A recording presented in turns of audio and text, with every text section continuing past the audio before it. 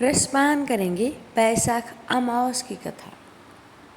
पौराणिक कथा के अनुसार किसी नगर में एक राजा रहता था। राजा की रानी बहुत ही धार्मिक विचारों की थी।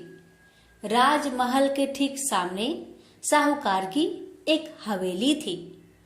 रानी और उस साहूकार की पत्नी की घनिष्ठ मित्रता थी। तभी एक दिन हवेली से साहूकार की पत्नी की रोने की आवाज आई। इस पर रानी ने उससे कारण पूछा। तब राजा ने बताया कि साहूकार का पुत्र मर गया है। रानी ऐसे दुख से वंचित थी, इसलिए वो राजा से एक बार फिर पूछी कि ये दुख क्या होता है। इस पर राजा ने बोला कि जब तुम्हारा बेटा मरेगा तब तुम्हें समझ आएगा। ऐसा सुनकर तुरंत रानी ने अपने बेटे को नीचे फेंक दिया, पर भगवान की कृपा से उसे कुछ नहीं हुआ। रानी ने फिर पूछा कि ये दुख क्या होता है। तब राजा ने रानी को जवाब देते हुए कहा कि जब पड़ोसी राज्य में युद्ध होगा और मैं उस युद्ध में अकेला जाऊंगा, इसके बाद जब तुम मेरे मरने का समाचार सुनोगी तब तुम्हें पता चलेगा।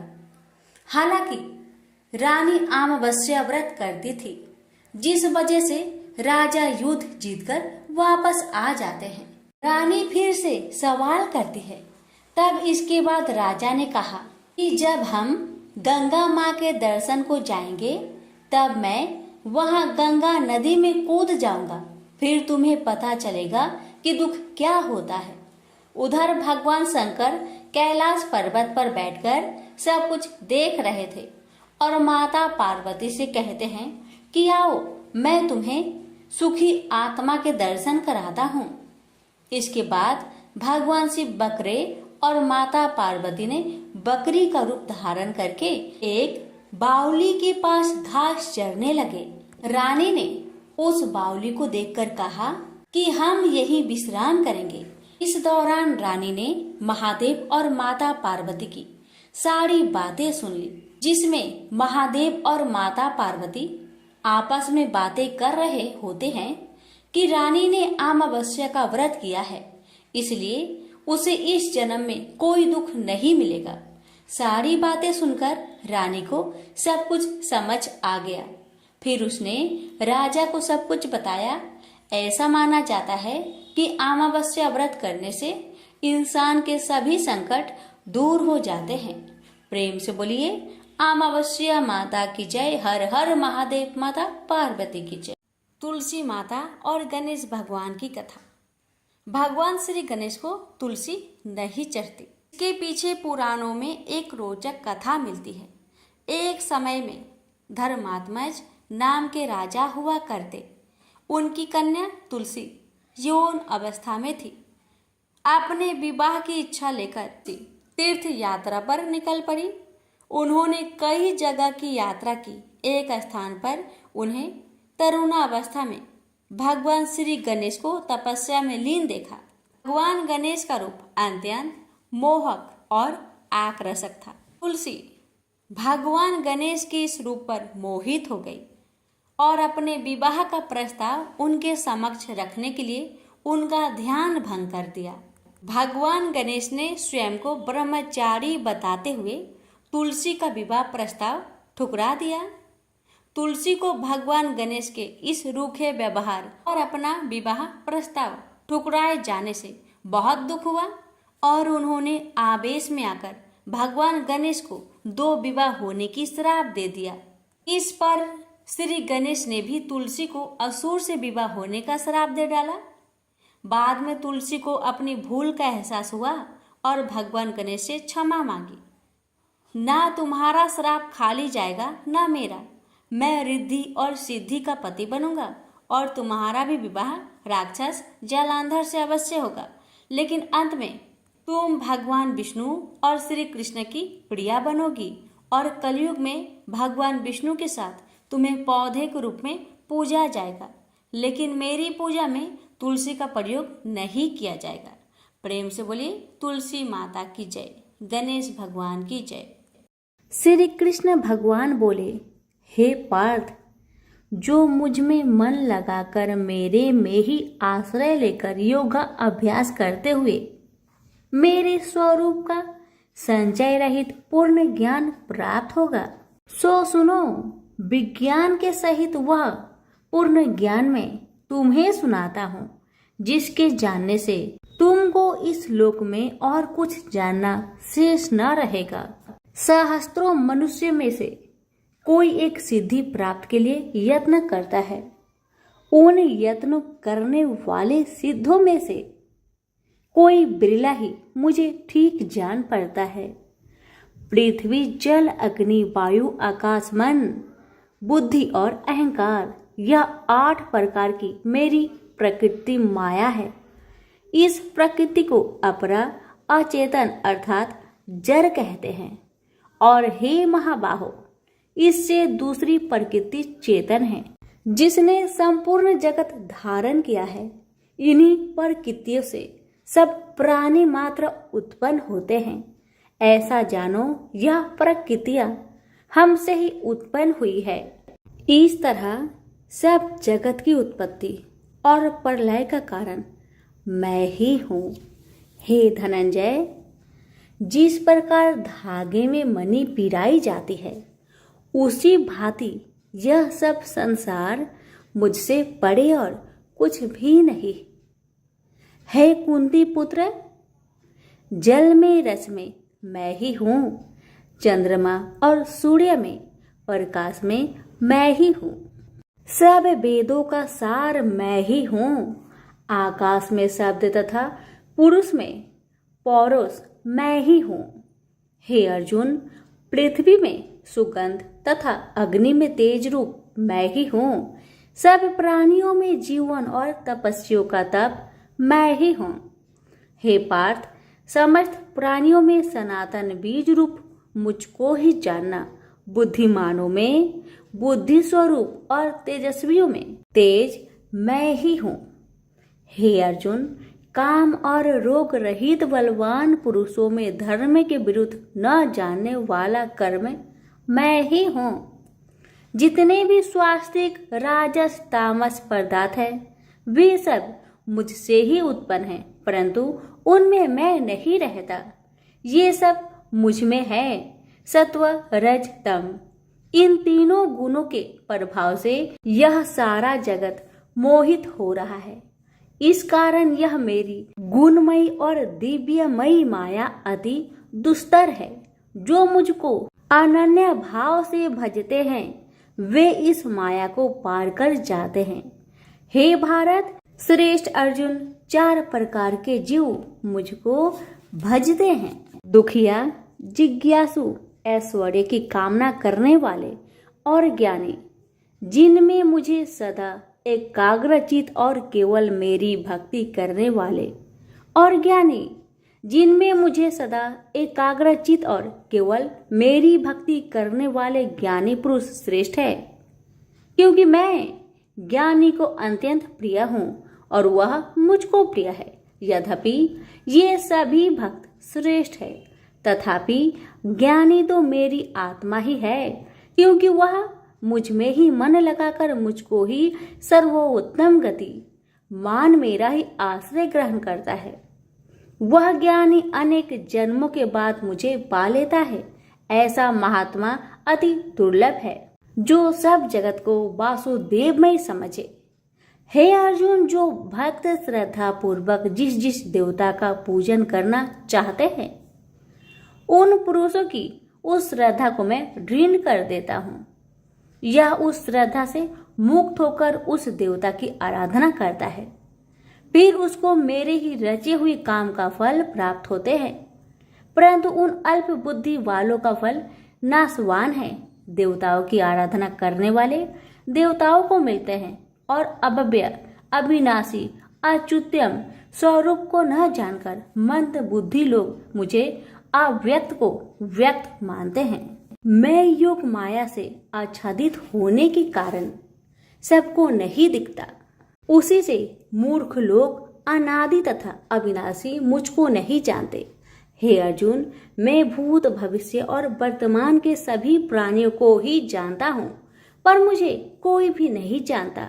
हे भारत, हे भारत, हे परम तप, इच्छा और देश से उत्पन्न होने वाले सुख दुख आदि धंधों के मोह से जगत के सभी प्राणी भ्रम में फंस जाते हैं। जिन पुण्य आत्माओं के पाप नष्ट हो गए हैं, वह पुरुष दृढ़ मोह से छूटकर दृढ़ निश्चय करके मेरी भक्ति करते हैं, जो आश्रय लेकर जीवन मरण से दूर करने के अर्थ प्रयत्न करते हैं। वे पुरुष ब्रह्मा आत्मज्ञान अपने चित्त को निश्चल रखकर उसका संगम करता है और अंत कारण की समाधि लगाता है, जिस अवस्था में योग अभ्यास के कारण चित्त का वेग रुक रुक कर विषयों से पृथक होने लगता है और जब शुद्ध अंतःकरण से आत्मा को देखकर आत्मा में ही संतुष्ट होता है, जिस अवस्था में वह अत्यंत सुख जो इंद्रियों द्वारा जाना नहीं जा सकता वरन केवल बुद्धि से ही जाना जाता है, और जब वह योगी अनुभव करता है तब आत्मा स्वरूप में स्थिर हो उससे विचलित नहीं होता। इस अवस्था को पाकर फिर और कोई लाभ उसको अच्छा नहीं लगता, और जहाँ स्थिर होने पर और कोई बड़ा भारी दुख उसको वहां से चलायमान नहीं कर सकता। इस अवस्था को दुख संयोग वियोग कारक नामक योग जानना हो तो योग निर्विकल्प चित्त से निश्चय करके जानना चाहिए। संकल्प से उत्पन्न होने वाला समस्त कामनाओं को त्याग कर और मन ही मन में सकल इंद्रियों को चारों ओर से रोक रोक कर धैर्य के साथ बुद्धि को अपने अधीन कर धीरे धीरे विषय से दूर हटा ले और भली भांति मन को आत्मा में स्थिर करके किसी वस्तु की इच्छा ना करे, और चंचल मन जिधर जिधर जाए उधर से इसको हटाकर आत्मा के बस में करना चाहिए। इस प्रकार शांति चित्त तथा रजोगुण से रहित निष्पाप तथा ब्रह्म स्वरूप योगी को उत्तम सुख प्राप्त होता है।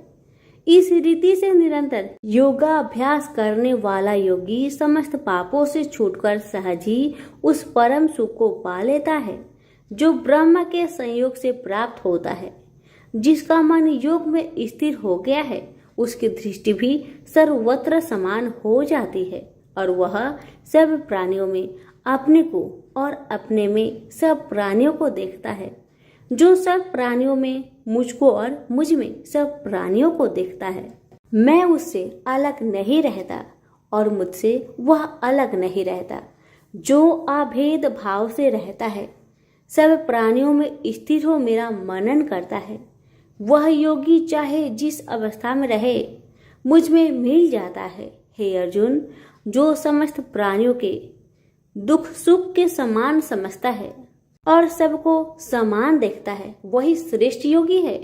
अर्जुन बोले, हे मधुसूदन, आपने जो योग बताया कि सबको अपने ही समान देखे, सो मन के चंचल होने के कारण मैं उसको अपने में दृढ़ स्थिर नहीं देखता हूँ। हे श्री कृष्ण, यह चंचल मन बड़ा ही हठी पराक्रमी और दृढ़ है। इसको अपने अधीन रखना तो मुझे वायु को बांध रखने के समान ही प्रतीत होता है।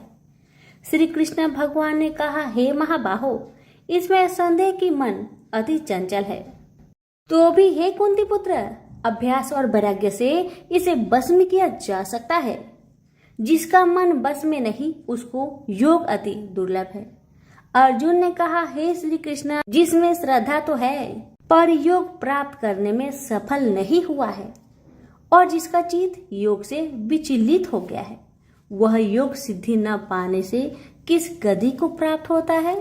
श्री कृष्ण बोले, हे अर्जुन, उसका यहाँ नाश नहीं होगा पर परलोक में भी नहीं होगा, क्योंकि उत्तम कर्म करने वाले किसी मनुष्य की दुर्गति नहीं होती। वह योग में असफल मनुष्य बहुत दिनों तक पुण्यवानों को प्राप्त होने वाले लोकों में वास करता है और फिर वहां से किसी पवित्र और धनवान मनुष्य घर में आकर जन्म लेता है।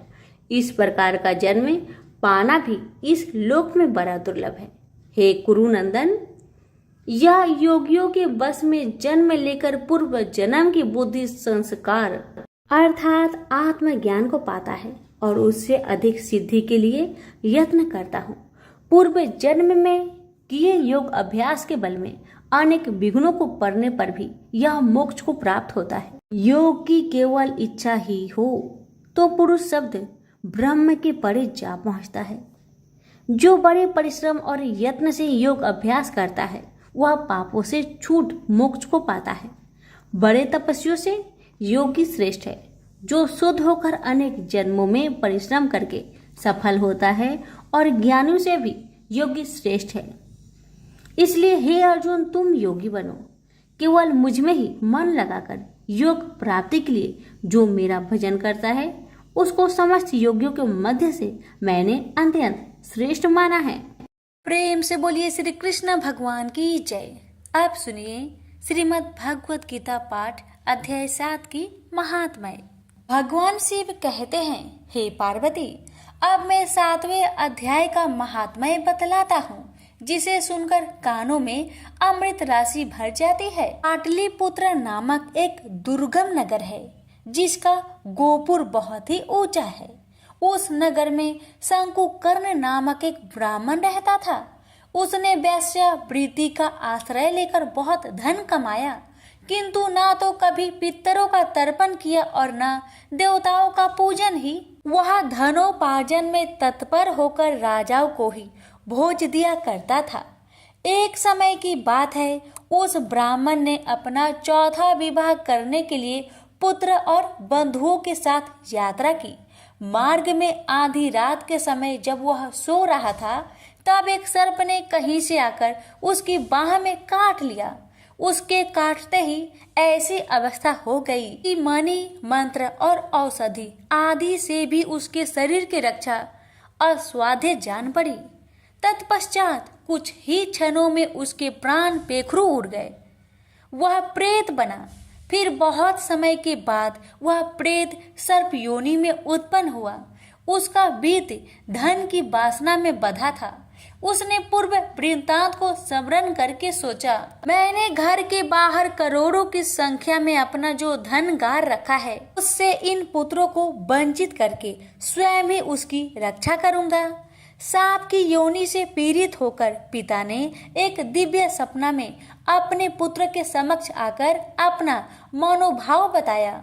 तब उसके पुत्र ने सवेरे उठकर बड़े विस्मय के साथ एक दूसरे से सपने की बातें कही। उनमें से झंझला पुत्र कुदाल हाथ में लिए घर से निकला और जहां उसके पिता सर्प योनि धारण करके रहते थे, उस स्थान पर गया। यद्यपि उसे धन के स्थान पर ठीक ठीक पता नहीं था, तो भी उसने जीहो से उसका ठीक निश्चय कर लिया और लोभ बुद्धि से वहां पहुंचकर बाबी को खोदना आरंभ किया। तब उस बाबी से बड़ा भयानक सांप प्रकट हुआ और बोला, ओ मूर्ख, तू कौन है? किस लिए यहाँ आया है? यह बिल क्यों खोद रहा है? किसने तुझे भेजा है? ये सारी बातें मेरे सामने बता। पुत्र बोला, पिताजी, आपकी मुक्ति कैसे होगी? इसका उपाय मुझे बतलाइए, क्योंकि मैं इतनी रात को सब लोगों को छोड़कर आपके पास आया हूँ। पिता बोले, बेटा, गीता के अमृतमय 7वें अध्याय को छोड़कर मुझे मुक्त करने में तीर्थ, दान, तप और यज्ञ भी सर्वथा समर्थ नहीं है। केवल गीता का 7वां अध्याय ही प्राणियों के जरा, मृत्यु आदि दुखों को दूर करने वाला है। पुत्र, मेरे श्राद्ध के दिन गीता के 7वें अध्याय का पाठ करने वाले ब्राह्मण को श्रद्धा पूर्वक भोजन कराओ। इससे निसंदेह मेरी मुक्ति हो जाएगी। बस अपनी शक्ति के अनुसार पूर्ण श्रद्धा के साथ निर्वर्षी और वेद विद्या में प्रवीण अन्य प्राणी को भी भोजन कराना। सर्प योनि में पड़े हुए पिता के यह वचन सुनकर सभी पुत्र ने उनकी आज्ञा अनुसार तथा उससे भी अधिक किया। अब शंकुकर्ण ने अपने सर्प शरीर को त्याग कर दिव्य देह धारण किया और सारा धन पुत्रों के अधीन कर दिया। पिता ने करोड़ों की संख्या में जो धन उनमें बांट दिया था, उससे वे पुत्र बहुत प्रसन्न हुए। उनकी बुद्धि धर्म में लगने लगी थी, इसलिए उन्होंने बावली, कुआं, पोखरा, यज्ञ तथा देव मंदिर के लिए उस धन का उपयोग किया और अन्य शाला भी बनवाए। तत्पश्चात 7वें अध्याय का सदा जप करते हुए उन्होंने मोक्ष प्राप्त किया। हे पार्वती, यह तुम्हें 7वां अध्याय का महात्म्य बतलाया, जिसके श्रवण मात्र से मानव सब पातकों से मुक्त हो जाता है। प्रेम से बोलिए उमापति शंकर भगवान की जय। गणेश जी की कथा। पौराणिक कथा के अनुसार एक समय की बात है कि भगवान विष्णु का विवाह माता लक्ष्मी जी के साथ निश्चित हुआ। विवाह की सभी तैयारी होने लगी। सभी देवी देवताओं को निमंत्रण भेजे गए, लेकिन भूलवश गणेश जी को निमंत्रण देना रह गया था। इधर भगवान विष्णु की बारात जाने का समय आ चुका था। सभी देवता अपनी पत्नियों के साथ विवाह समारोह में शामिल होने को आए, परंतु सभी देवी देवताओं ने देखा कि गणेश जी कहीं दिखाई नहीं दे रहे हैं। तब उन सभी ने आपस में चर्चा की, क्या गणेश जी को नहीं न्योता दिया गया या गणेश जी ही नहीं आए हैं। सभी को इस बात पर बहुत आश्चर्य हुआ। इस बात पर उन सभी ने विष्णु भगवान से ही इसका कारण पूछा। विष्णु भगवान से पूछने पर उन्होंने कहा कि हमने गणेश जी के पिता भोलेनाथ, महादेव और माता पार्वती को न्योता भेजा था। यदि गणेश जी अपने पिता के साथ आना चाहते तो आ जाते, अलग से उन्हें न्योता देने की कोई आवश्यकता भी नहीं थी। दूसरी बात यह है, उनको खाने में 1.25 मन मूंग, 1.25 मन चावल, 1.25 मन घी और 1.25 मन लड्डू का भोजन चाहिए।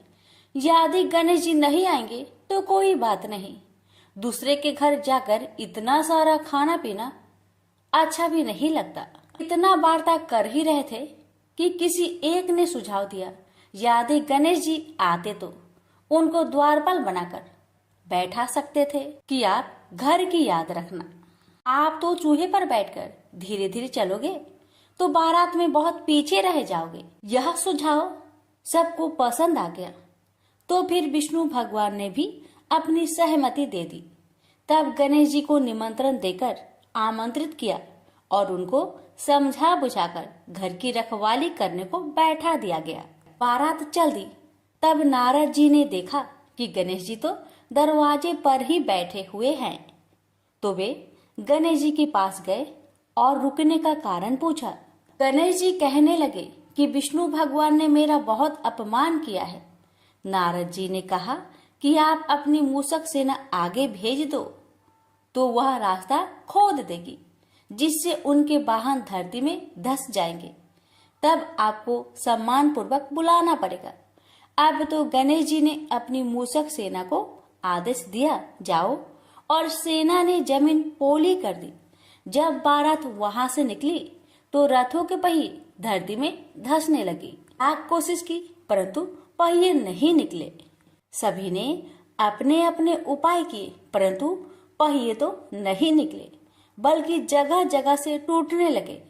किसी को समझ में नहीं आ रहा था कि अब क्या किया जाए। तब तो नारद जी ने आकर कहा, आप लोगों ने गणेश जी का अपमान किया, जिस कारण यह विघ्न आ रहे हैं। यदि उन्हें मनाकर लाया जाए तो आपका कार्य सिद्ध हो सकता है और यह संकट टल सकता है।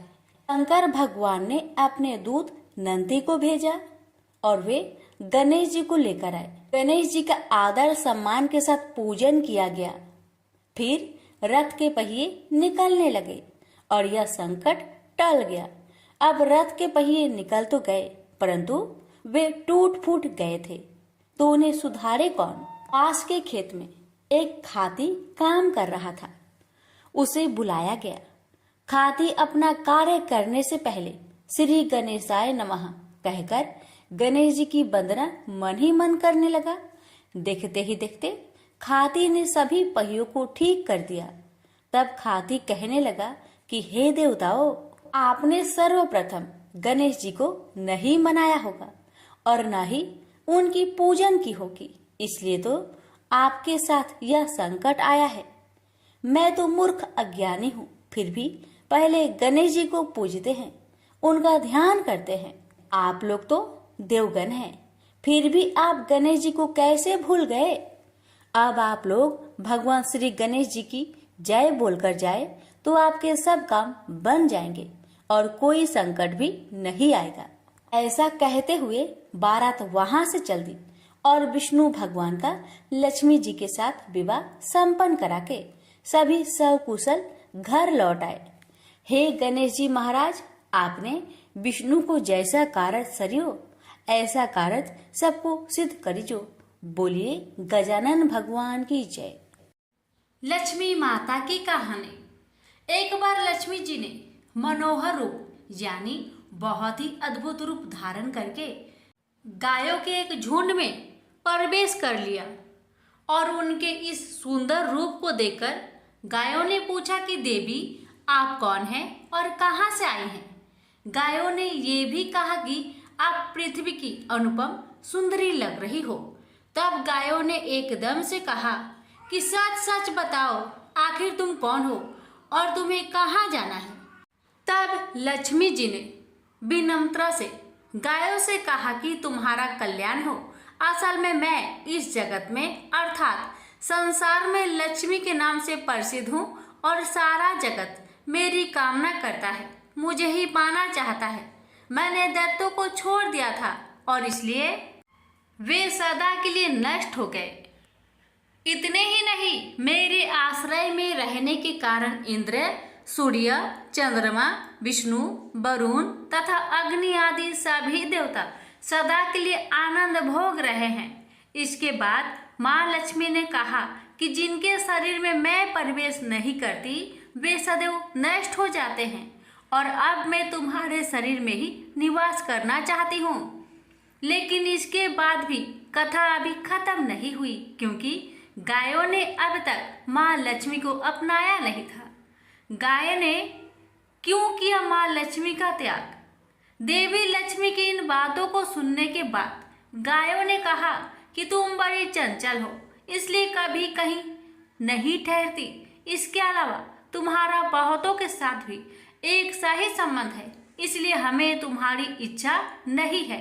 तुम्हारी जहाँ भी इच्छा हो तुम चली जाओ।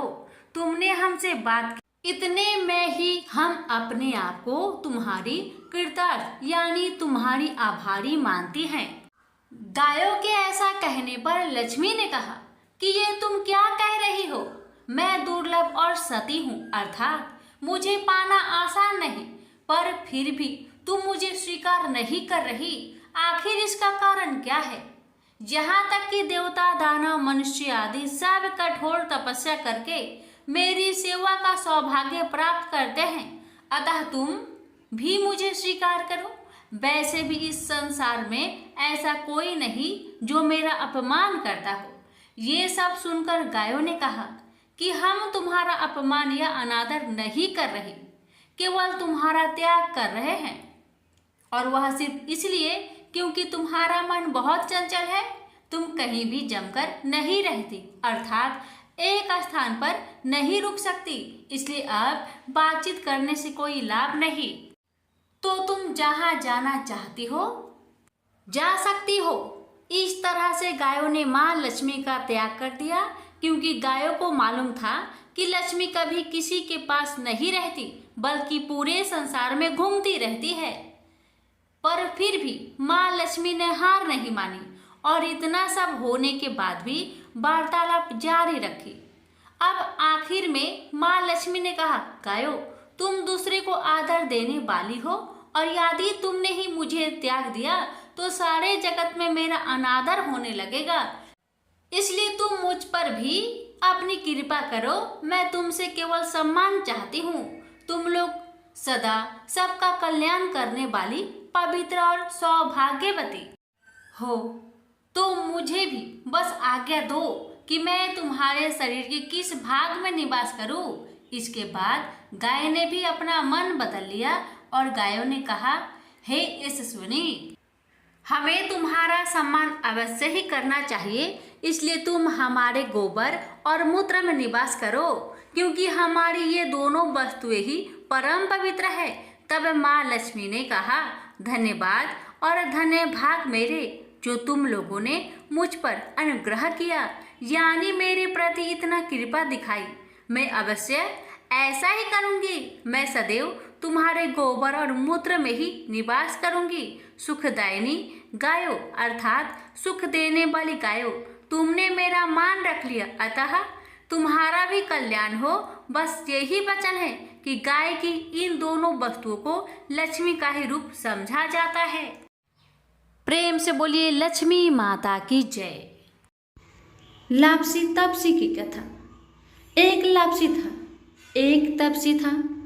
तपसी हमेशा भगवान की तपस्या में लीन रहता था। लापसी रोजाना सवा सेर की लापसी बनाकर भगवान का भोग लगाकर जीम लेता था। एक दिन दोनों लड़ने लगे। लापसी बोला, मैं रोज भगवान की तपस्या करता हूँ, इसलिए मैं बड़ा हूँ। लापसी बोला कि मैं रोज भगवान को सवा सेर लापसी का भोग लगाता हूँ, इसलिए मैं बड़ा हूँ। नारद जी वहां से गुजर रहे थे। दोनों को लड़ता देखकर उनसे पूछा कि क्यों तुम लड़ रहे हो। लापसी ने खुद को बड़ा होने का कारण बताया और तपसी ने अपना कारण बताया। नारद जी बोले, तुम्हारा फैसला मैं कर दूंगा। दूसरे दिन लापसी और तपसी नहाकर अपनी रोज की भक्ति करने आए तो नारद जी ने छुपकर 1.25 करोड़ की एक एक अंगूठी उन दोनों के आगे रख दी। तपसी की नजर जब अंगूठी पर पड़ी तो उसने चुपचाप अंगूठी उठाकर अपने नीचे दबा ली। लापसी की नजर अंगूठी पर पड़ी लेकिन उसने ध्यान नहीं दिया। भगवान को भोग लगाकर लापसी खाने लगा। नारद जी सामने आए तो दोनों ने पूछा कि कौन बड़ा। तो नारद जी ने तपसी को खड़ा होने को कहा। वो खड़ा हुआ तो उसके नीचे दबी अंगूठी दिखाई पड़ी। नारद जी ने तपसी से कहा, तपस्या करने के बाद भी तुम्हारी चोरी करने की आदत नहीं गई, इसलिए लापसी बड़ा है और तुम्हें तुम्हारी तपस्या का कोई भी फल नहीं मिलेगा। तपसी शर्मिंदा होकर माफी मांगने लगा। उसने नारद जी से पूछा, मुझे मेरी तपस्या का फल कैसे मिलेगा। नारद जी ने कहा, यदि कोई गाय और कुत्ते की रोटी नहीं बनाएगा तो फल तुझे मिलेगा। यदि कोई ब्राह्मण को भोजन करवाकर दक्षिणा नहीं देगा तो फल तुझे मिलेगा। यदि कोई साड़ी के साथ ब्लाउज नहीं देगा तो फल तुझे मिलेगा। यदि कोई दिए से दिया जलाएगा तो फल तुझे मिलेगा। यदि कोई सारी कहानी सुने लेकिन तुम्हारी कहानी नहीं सुने तो फल तुझे मिलेगा। उसी दिन से हर व्रत कथा कहानी के साथ लापसी तपसी की कहानी भी सुनी और कही जाती है। प्रेम से बोलिए लक्ष्मी नारायण